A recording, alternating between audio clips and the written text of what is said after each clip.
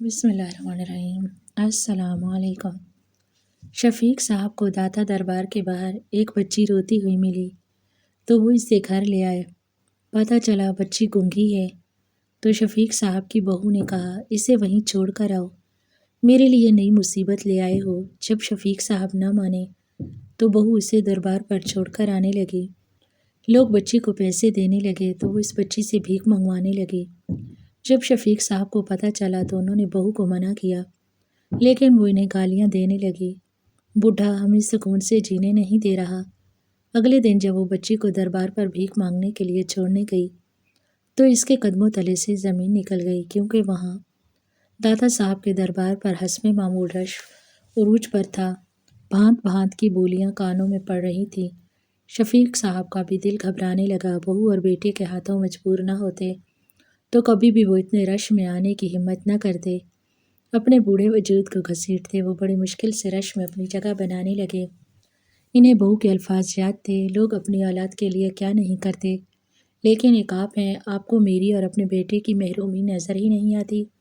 کیا ہوگا اگر آپ میرے لیے ایک چھوٹی سی رسم کر لیں گے تو؟ خالہ رشیدہ نے کہا ہے ایسا کرنے سے جو دعا مانگو وہ ضرور پوری ہوتی ہے۔ بہو کے الفاظ ان کے کانوں میں گونج رہے تھے۔ انہوں نے اپنے ماتھے پر آیا ہوا پسینہ پونچھا اور بڑی مشکل سے جگہ بناتے ہوئے اپنے مطلوبہ مقام پر جا پہنچے۔ سامنے کھڑا شخص آوازیں لگا رہا تھا۔ بڑی مشکل سے جیب میں ہاتھ ڈال کر انہوں نے رقم باہر نکالی۔ داتا کے دربار پر آئے ہوئے لوگوں کے لیے آج ایک دیگ میری طرف سے۔ انہوں نے زور سے آواز لگائی۔ دیگوں کے انتظام پر بیٹھے شخص نے روپے جلدی سے ان کے ہاتھ سے لیے۔ لوگ یہاں پر اسی طرح کام کرتے تھے، اپنی منتیں اور مرادیں پوری کرنے سے پہلے یہاں آ کر بنے کے بعد نیاز بانٹا کرتے تھے، دیگیں چڑھایا کرتے اور بھوکوں کو کھانا کھلایا کرتے تھے۔ شفیق صاحب بھی آج اسی مقصد کے لیے یہاں پر آئے تھے، مگر فرق صرف یہ تھا کہ ان کی منت پوری ہونے کے دور دور تک کوئی آثار دکھائی نہیں دے رہے تھے۔ پیسے دے دیے تو شفیق صاحب کو اپنا آپ بہت ہلکا ہوتا محسوس ہوا۔ وہ جلدی سے واپس جانے کے لیے پلٹے اور عین اسی وقت لوگوں کا ایک ہجوم آگے بڑھا۔ اسی ہجوم میں شفیق صاحب کا بوڑھا وجود لڑکھڑا سا گیا۔ لوگ انہیں رونتے ہوئے گزرنے لگے۔ وہ پہلے ایک پاؤں سے نیچے جھکے اور پھر پورے ہی لڑکھڑا کر نیچے گر گئے۔ دائیں بائیں سے انہیں ٹھوکریں لگ رہی تھیں، درد کی تیز لہریں ان کے وجود میں جا لگیں۔ بڑی مشکل سے وہ اپنے آپ کو سنبھالتے ہوئے اٹھ کھڑے ہوئے۔ ہجوم کا ریلا آگے بڑھ گیا تھا، نہ جانے وہ پلٹنے لگے، جانے کے لیے پلٹنے لگے، تبھی ان کی نگاہ ایک چھوٹی سی بچی پر پڑی۔ بچی کی عمر بمشکل 5 سال تھی۔ وہ بری طرح سسکیاں لے رہی تھی، اس کے پھولے پھولے گالوں پہ آنسو بہہ رہے تھے۔ شفیق صاحب کے دل کو کچھ ہوا۔ اتنے رش میں اگر وہ بچی اپنے والدین سے بچھڑ گئی تھی تو اس کے والدین کو تلاش کرنا کتنا مشکل تھا۔ کیا بات ہے بیٹا، تمہارے امی ابو کہاں ہیں؟ شفیق صاحب نے آگے بڑھ کر کہا، مگر بچی مزید زور سے سسکیاں لینے لگی۔ اس کے لبوں سے ایک لفظ بھی نہ نکلا۔ شفیق صاحب کچھ دیر تو اسے چپ کروانے کی کوشش کرتے رہے اور پھر اس کا ہاتھ تھام کر مزار کی انتظامیہ کے پاس آ گئے۔ انتظامیہ نے کئی بار بچی کا حلیہ بتا کر اعلان کیا، مگر پورے احاطے میں سے کوئی بھی شخص ایسا نہ آیا جو اس بچی کا رشتہ دار ہو۔ شام کے سایہ رات کی تاریکی میں بدلنے لگے تھے۔ مزار کا رش بھی کم ہونے لگا۔ شفیق صاحب اب پریشان سے ہو گئے تھے۔ بچی ہنوز سسکیاں بھر رہی تھی، لیکن اب اس کی آنکھوں سے آنسو بہنا بند ہو گئے تھے۔ شاید وہ روتے روتے تھک چکی تھی۔ بچی کے والدین کا کچھ پتہ نہ تھا۔ تنگ آ کر شفیق صاحب نے بچی کو گود میں اٹھایا اور مزار سے باہر نکل آئے۔ شاید یہ اللہ کا کوئی تحفہ ہو۔ بچی بے حد حسین تھی۔ پہلا خیال ان کے ذہن میں یہی آیا۔ بچی کو لے کر وہ اپنے گھر پہنچے۔ چھوٹا سا گھر تھا جہاں بیٹے کی کمائی سے بڑی مشکل سے ان 3 افراد کا گزارا ہوتا تھا۔ سسر کے ساتھ ایک بچی کو آتے دیکھا تو ان کی بہو زلیخا چونک گئی۔ یہ کون ہے ابا جان؟ شفیق صاحب نے پیار سے بچی کو دیکھا اور بہو کو دیکھ کر بولے، اللہ نے تمہاری گود بھرنے کا فیصلہ کر لیا ہے۔ تم نے مجھے داتا دربار پر بھیجا ہی اسی لیے تھا نا کہ تمہاری اولاد کی خواہش پوری ہو جائے، تو اللہ نے دے دی تمہیں اولاد۔ اس بچی کے والدین کہیں گم ہو گئے تھے، ڈھونڈنے پر بھی نہ ملے تو میں اسے اپنے ساتھ لے آیا ہوں۔ شفیق صاحب کی بات پر زلیخا نے چونک کر بچی کی جانب دیکھا۔ چمکتی ہوئی سفید رنگت، گہری سیاہ آنکھیں، گھنگریالے بال اور معصوم سا چہرہ، وہ بچی بے حد حسین تھی۔ زلیخا کے اندر حسد کی ایک لہر جاگی۔ بھلے ہی اس کے سامنے ایک چھوٹی سی بچی تھی، لیکن وہ خود ایک معمولی شکل و صورت کی پختہ عمر کی عورت تھی۔ اس سے بچی کا حسن برداشت نہ ہوا۔ نہ جانے کس کا بچہ اٹھا لائے ہیں ابا جان، اگر کسی کو پتہ چل گیا تو آپ پر اغوا کا مقدمہ کر دیں گے۔ پاگل ہو گئے ہیں کیا آپ؟ دعا مانگنے کے لیے بھیجا تھا، مصیبت اٹھا کر لے آئے ہیں۔ زلیخا نے بولا تو شفیق صاحب کو بہت برا لگا۔ میں نے اس کے والدین کو بہت ڈھونڈنے کی کوشش کی ہے۔ اتنی پیاری اور معصوم بچی کو مصیبت تو نہ کہو۔ دیکھنا ابھی یہ تمہیں ماں بلائے گی تو تمہیں کتنا اچھا لگے گا۔ تمہارے برسوں سے تڑپتے دل پر جیسے ٹھنڈک سی پڑ جائے گی۔ شفیق صاحب نے بچی کا ہاتھ پکڑا اور پیار سے اسے پچکارنے لگے۔ بیٹا اپنا نام بتاؤ، کیا نام ہے تمہارا؟ یہ تمہاری نئی امی ہے، تمہیں تمہارے نام سے بلایا کرے گی۔ شفیق صاحب نے کہا تو بچی ٹکر ٹکر ان کا چہرہ دیکھنے لگی، اور تبھی اس کی نظر زلیخا کے پیچھے چارپائی پر بیٹھے شفیق صاحب کے بیٹے عالمگیر پر پڑی، جو خاموشی سے کھانا کھاتے ہوئے اپنے باپ اور بیوی کی گفتگو سن رہا تھا۔ اس کی پلیٹ میں کھانا دیکھتے ہی بچی کو شدید بھوک لگی۔ اس نے حلق سے چند بے ترتیب سی آوازیں نکالیں جن کا کوئی سر پیر نہ تھا۔ شفیق صاحب تو چونکے ہی، مگر ساتھ ہی زلیخا کی آنکھیں بھی حیرت سے پھیل گئی۔ ارے ابا جان، یہ تو گونگی ہے، اس کے حلق سے تو کوئی آواز ہی نہیں نکل رہی، اس نے کہا تو شفیق صاحب بھی حیران ہو گئے۔ بچی لپک کر نیچے اتری تھی اور جلدی سے چارپائی کے پاس جا کر کھانا مانگ رہی تھی۔ اس بار بھی وہ حلق سے آ کر کے آوازیں نکال رہی تھی۔ عالمگیر نے روٹی کا ایک ٹکڑا اسے پکڑایا تو وہ جلدی جلدی کھانے لگی۔ اوہو، زندگی میں پہلے مصیبتیں کیا کم ہیں ابا، جو اب آپ گونگی لڑکی اٹھا کر میرے سر پر بٹھانے کے لیے لے آئے ہیں۔ عالمگیر کی مزدوری کے پیسوں میں ہم تینوں کی روزی روٹی ہی بڑی مشکل سے پوری ہوتی ہے، اب اس بوجھ کر اٹھا لائے ہیں کام کی نکاج کی، دشمن اناج کی۔ اب اسے میں پالوں تاکہ بڑی ہونے کے بعد یہ آ کر کے سارا دن ہمارا سر کھاتی رہے۔ مجھے اس کو نہیں رکھنا، اسے اٹھائیں اور واپس اسی مزار پر پھینک کر آئیں۔ شفیق صاحب کی آنکھوں سے آنسو آ گئے۔ ننھی بچی جس طرح بے تابی سے کھانا کھا رہی تھی، صاف دکھ رہا تھا کہ صبح سے اس نے کچھ نہیں کھایا۔ اس معصوم جان کو اگر مزار پر چھوڑ کر آیا تو نہ جانے درندے اس کے ساتھ کیا سلوک کریں گے۔ دیکھو تو صحیح کس قدر حسین ہے، اور ویسے بھی اب رات ہو چکی ہے۔ اس کے والدین اگر وہاں تھے بھی تو نہ جانے کہاں نکل گئے ہوں گے۔ یہ ظلم نہیں کر سکتا، شفیق صاحب نے بھیکی سی آواز میں کہا، مگر زلیخا بری طرح سے جھنجھلا گئی۔ ساری زندگی آپ نے اپنے وجود سے ہمیں نہ کوئی نفع دیا، دعا مانگنے بھیجا تھا لیکن سزا اٹھا کر لے آئے ہیں۔ آپ نہیں لے جا سکتے تو اسے نہ لے کر جائیں، میں خود اس خرچے کی پوٹلی کو کل اٹھا کر اسی مزار پر پھینک آؤں گی جہاں سے آپ اسے لے کر آئے ہیں۔ میرے اندر تو اتنی ہمت نہیں ہے کہ میں کسی کی گونگی اولاد پالوں۔ زلیخا کہنے پر آئی تو کہتی ہی چلی گئی۔ عالمگیر خاموشی سے کھانا کھاتا رہا۔ بیوی کی بد زبانی سے وہ اچھی طرح واقف تھا۔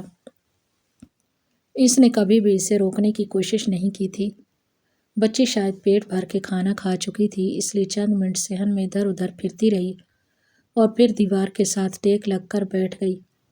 زلیخا ایک نفرت بھری نگاہ اس پر ڈالتے اندر کمرے میں گئی۔ شفیق صاحب افسوس کا شکار ہوتے ہوئے بچی کو دیکھا۔ وہ وہیں بار بار سو جاتی تھی، کبھی دائیں گرتی کبھی بائیں۔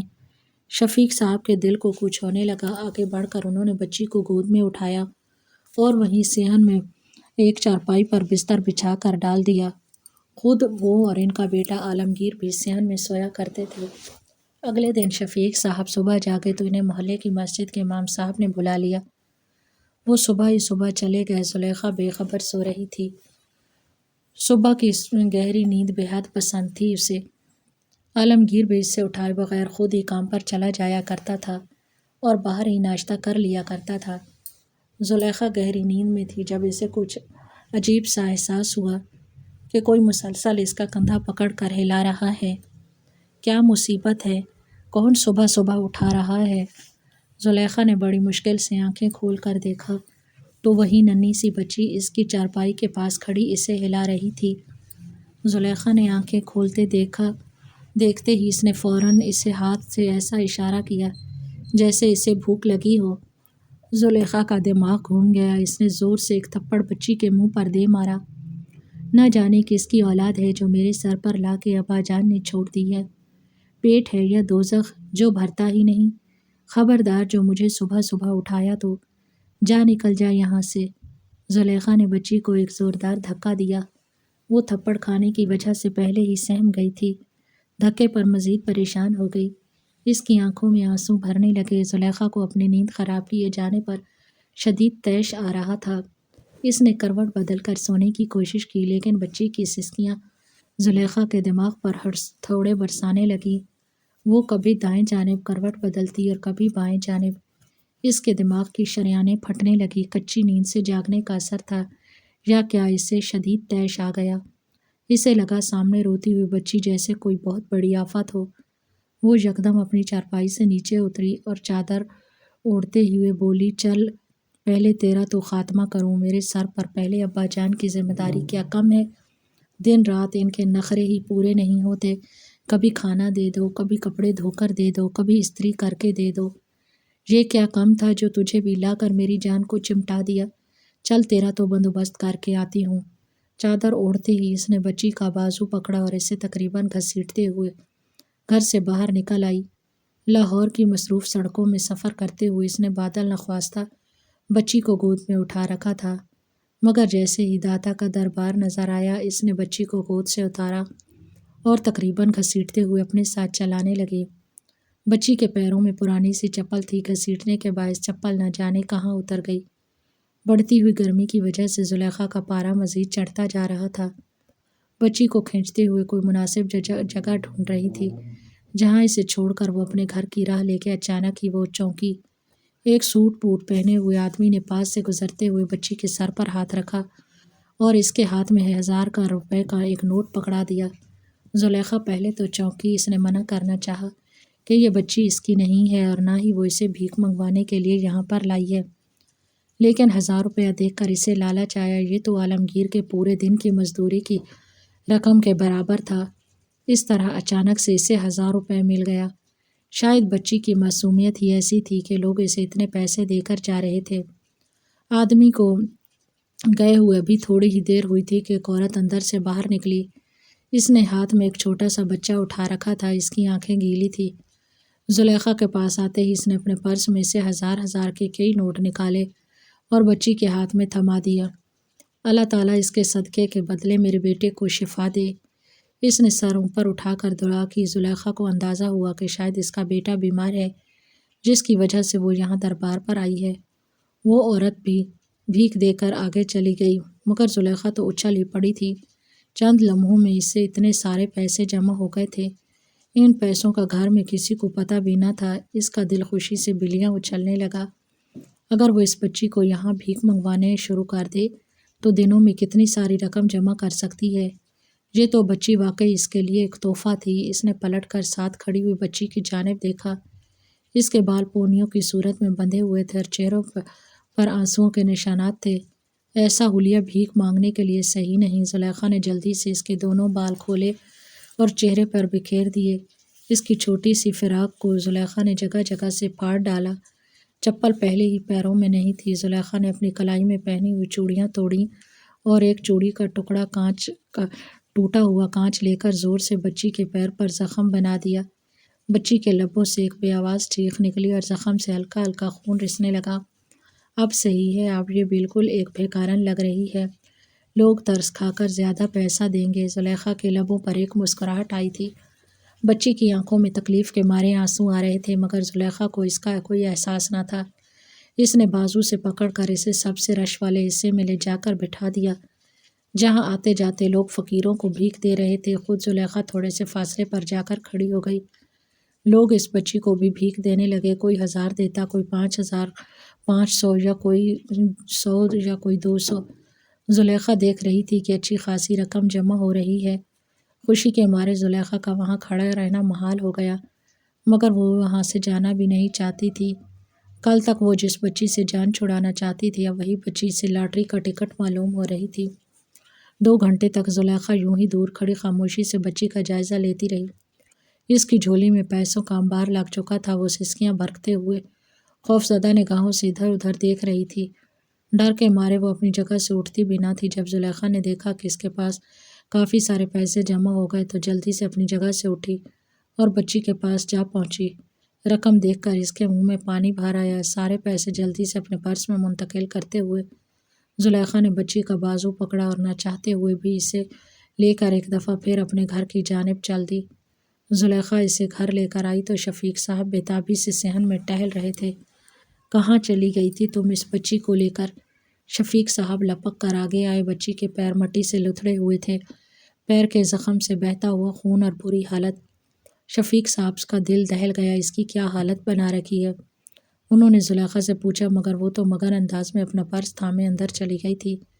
شفیق صاحب نے جلدی سے بچی کو گود میں اٹھایا، اس کا ہاتھ منہ دھلاتے، اس کے پیر کے زخم کو صاف کرتے۔ ان کا دل خون کے آنسو رو رہا تھا۔ اس بچی کو کچھ کھلایا ہے یا نہیں؟ انہوں نے زلیخا سے پوچھا تو وہ جو اپنے لیے کھانے کا بندوبست کر رہی تھی ایک دم تڑپ کر بولی، ٹھیکہ نہیں لے رکھا میں نے زمانے بھر کے فالتو لوگوں کو پالنے کا؟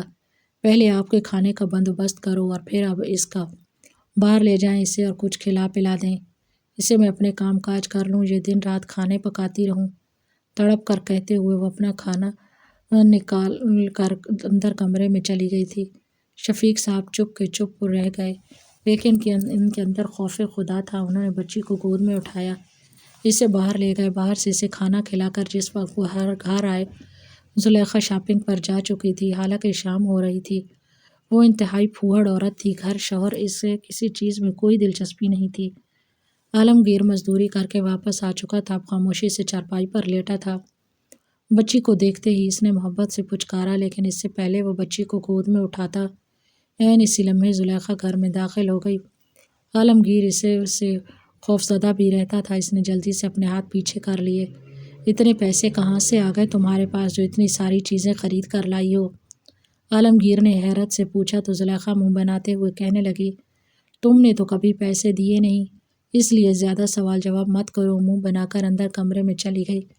مگر شفیق صاحب کو حیرت ہوئی، انہوں نے آج صبح دیکھا تھا کہ زلیخا بچی کو کس خراب حلیے میں واپس لے کر آئی تھی۔ وہ کوئی اور ہی کہانی سنا رہا تھا۔ اگلے دن پھر زلیخا صبح جاگی، گھر میں کوئی نہ تھا۔ اس نے لپک کر بچی کو گود میں اٹھایا اور اسے لے کر داتا کے دربار جا پہنچی۔ وہاں لوگوں کا ویسا ہی ہجوم اور رش تھا۔ زلیخا نے آج بچی کا حلیہ کل سے بھی زیادہ خراب بنا رکھا تھا۔ آتے ہی اس نے رکھ کر 2-3 تھپڑ اس کے منہ پر پھولے ہوئے گالوں پر مارے تھے، جہاں نشان بن گئے تھے۔ بچی سسک رہی تھی اور خوفزدہ نگاہوں سے ادھر ادھر دیکھ رہی تھی۔ لوگ اس کی گود میں پیسے ڈالتے جا رہے تھے۔ زلیخا کو یہ سب دیکھتے ہوئے بڑا مزہ آ رہا تھا۔ تھوڑی دیر گزری تو اچھی خاصی رقم جمع ہو چکی تھی، مگر آج زلیخا زیادہ پیسے لے کر گھر جانا چاہتی تھی۔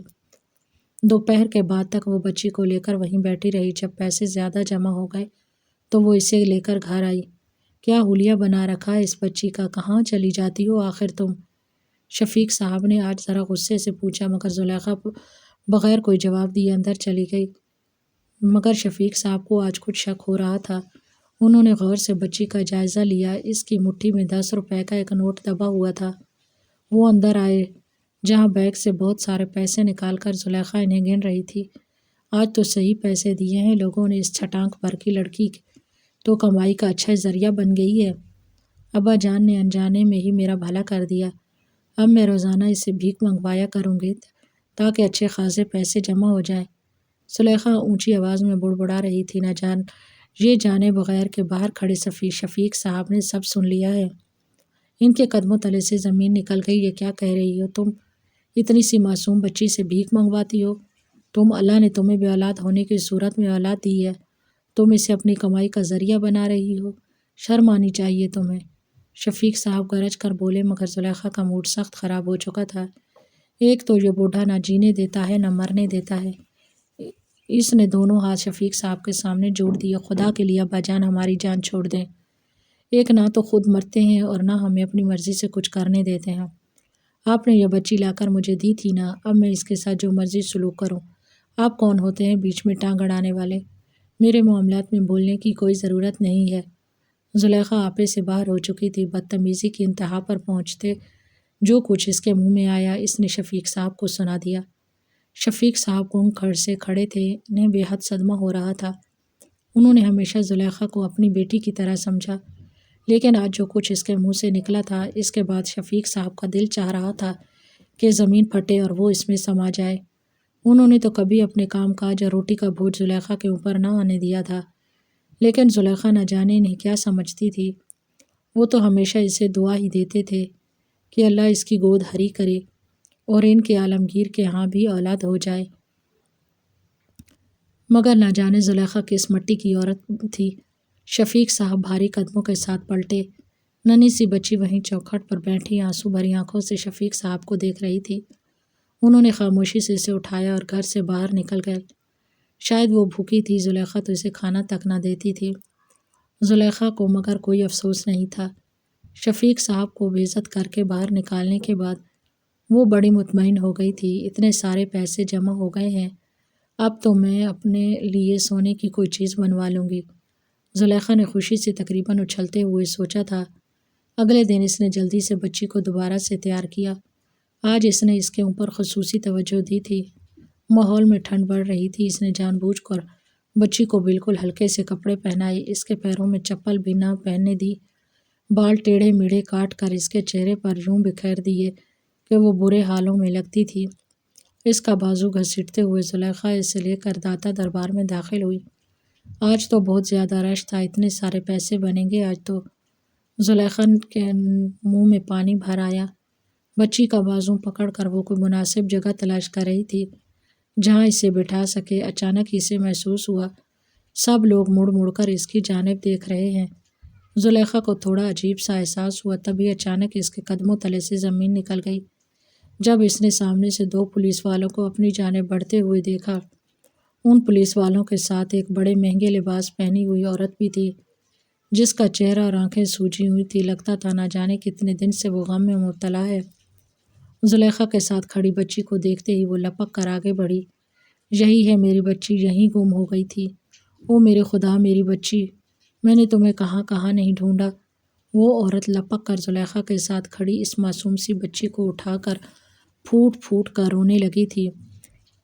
بچی بار بار اس عورت کے ہاتھ اور چہرے کو پکڑ رہی تھی، شاید وہ اس کی بیٹی تھی۔ زلیخا ہکا بکا کھڑی تھی۔ گرفتار کر لیں پولیس انسپکٹر صاحب، اس عورت کو، اسی نے میری بیٹی کو اغوا کیا ہوگا۔ چند روز پہلے میری بیٹی یہیں داتا کے دربار میں سے غائب ہو گئی تھی۔ میں نے اسے ڈھونڈنے کی بہت کوشش کی، مگر یقیناً یہ عورت اسے اغوا کر کے لے گئی ہوگی، وہ عورت تقریباً چلاتے ہوئے کہہ رہی تھی۔ پولیس والے آگے بڑھ کر اسے ہتھکڑی لگا رہے تھے۔ زلیخا کے قدموں تلے سے زمین نکل گئی۔ اس نے اپنی صفائی دینے کی کوشش کی، مگر وہاں کون تھا جو اس کی صفائی سننے کے موڈ میں تھا۔ بچی کو اغوا کرنے اور اس سے بھیک منگوانے کے جرم میں پولیس نے اسے گرفتار کر لیا تھا۔ وہ عورت بڑی امیر فیملی سے تعلق رکھتی تھی۔ اس نے پوری کوشش کر لی تھی کہ زلیخا کو سخت سے سخت سزا ہو۔ تھانے میں پریشان گھومتے ہوئے زلیخا کے ہاتھ پاؤں پھولے جا رہے تھے۔ اس نے انسپکٹر کی منت سماجت کر کے اس کا فون لے کر شفیق صاحب کو فون کیا۔ شفیق صاحب نے جب سنا کہ ان کی بہو تھانے میں ہے تو وہ گھبرا گئے۔ عالمگیر کو لے کر جس وقت وہ تھانے پہنچے، انسپکٹر صاحب نے انہیں سخت باتیں سنائیں، مگر ان کی کوئی بھی کوشش کارگر ثابت نہ ہوئی۔ 2 ماہ زلیخا کو جیل میں رہنا ہی پڑا، مگر اس دوران اس پر اغوا کا جرم ثابت نہ ہوا تو تھک ہار کر پولیس والوں نے اسے چھوڑ دیا۔ زلیخا بے حد شرمندہ تھی، مگر جب وہ گھر آئی تو اس کے منہ سے خبر سن کر شفیق صاحب اور عالمگیر دونوں بے حد خوش ہوئے۔ اس نے بتایا کہ وہ ماں بننے والی اور پچھلے 2 ماہ سے حاملہ ہے۔ شفیق صاحب کو یوں لگا جیسے خوشیاں ان کے گھر کی جانب لوٹ آئی ہیں۔ انہوں نے زلیخا کا خوب خیال رکھا، خود زلیخا نے بھی بے حد خوش تھی۔ بچی کے اغوا والا واقعہ ایک برا حادثہ ضرور تھا، مگر اللہ نے اس کی اولاد والی خوشی پوری کر دی تھی۔ 9 مہینے بعد زلیخا درد سے تڑپ رہی تھی۔ اسے بیٹے کی بہت خواہش تھی، بیٹی بے حد خوبصورت تھی، پھولے پھولے گالوں والی، نازک اور سرخ سفید۔ زلیخا اسے گود میں لیتی تو اسے بہت اچھا لگتا۔ سب لوگ شفیق صاحب کو مبارکباد دے رہے تھے، خود وہ بھی بہت خوش تھی۔ چھوٹی سی پوتی کو اٹھا کر وہ گھر سے باہر پھرتے رہتے۔ ان کے آنگن کی رونق بحال ہو گئی تھی، بچی بڑی ہونے لگی، سب بے حد خوش تھے، مگر ایک پریشانی تھی، بچی روتی تو اس کی آواز نہ سنائی دیتی۔ شروع میں تو سب کو ایسے لگا جیسے یہ ان کا وہم ہو، مگر ایک ہفتے بعد محلے کی ایک عورت زلیخا سے ملنے آئی تو وہ حیران ہو گئی۔ ہائے ہائے زلیخا، تو نے تو گونگی بچی کو پیدا کی ہے، اس کی آواز ہی نہیں ہے۔ بچی کو روتے ہوئے ادھر ادھر ہاتھ پاؤں مارتے دیکھ کر وہ عورت بولی تو زلیخا کے قدموں تلے سے زمین نکل گئی۔ یہ کیا کہہ رہی ہو آپا؟ میری بچی گونگی کیسے ہو سکتی ہے؟ زلیخا نے لپک کر اپنی بچی کو گود میں اٹھایا، مگر وہ عورت درست کہہ رہی تھی، بچی واقعی گونگی تھی۔ سارے ڈاکٹر کو چیک اپ کروا لینے کے بعد زلیخا عالمگیر دونوں تھکے ہارے گھر آ کر بیٹھ گئے تھے۔ ڈاکٹرز کے مطابق بچی پیدائشی گونگی اور بہری تھی اور اس کا کوئی علاج نہیں تھا۔ زلیخا چارپائی پر بیٹھی اپنی بچی کو گود میں لیے آنسو بہا رہی تھی۔ اسے یقین نہیں آ رہا تھا کہ قدرت نے یہ اس کے ساتھ کیوں کیا ہے، مگر دور کھڑے شفیق صاحب افسوس بھری نگاہوں سے زلیخا کو دیکھ رہے تھے۔ انہیں پتہ تھا کہ اس کے ساتھ یہ سب کیوں ہوا ہے۔ انہوں نے ایک معصوم گونگی بچی کو اپنے کمائی کا ذریعہ بنایا اور اس پر ظلم و ستم کے پہاڑ توڑے۔ شاید یہی وجہ تھی کہ اللہ تعالیٰ نے ایک معصوم جان کو اس کی آزمائش بنا دیا تھا۔ شفیق صاحب نے بے بسی سے اپنی آنکھیں موند لی۔ نہ جانے زلیخا کو اب اس اولاد کی صورت میں آگے کیا کیا بھگتنا تھا، یہ تو خدا ہی جانتا تھا۔ آپ کو کہانی اچھی لگی ہو تو کمنٹ سیکشن میں اپنی رائے کا اظہار ضرور کریں، ویڈیو کو لائک کریں، شیئر کریں اور چینل کو ضرور سبسکرائب کریں۔